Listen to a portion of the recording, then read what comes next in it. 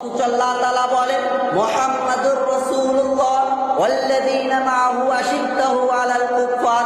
মুহাম্মদ সাল্লাল্লাহু আলাইহি ওয়াসাল্লামের আদর্শের আলোকে এবং সাহাবাগণের আদর্শের আলোকে তোমরাকে দুটি গুণ অবলম্বন করতে হবে।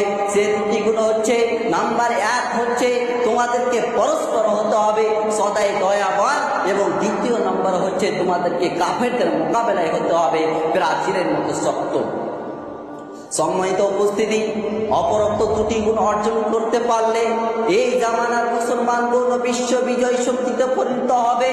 অত্যন্ত দুঃখ ও পরিতাপের বিষয় যে বর্তমান মুসলমানরা অপরোক্ত দুটি গুণ একেবারে হারিয়ে ফেলেছে, যার ফলে তারা পরাজিত শক্তিতে রূপান্তরিত হয়েছে। আল্লাহ তাআলা বলেন মুহাম্মাদুর রাসূলুল্লাহ ওয়াল্লাযীনা মাআহু আশিদ্দাহু আলাল কুফার। মুহাম্মদ সাল্লাল্লাহু আলাইহি ওয়াসাল্লামের আদর্শের আলোকে তোমরাকে দুটি গুণ অবলম্বন করতে হবে।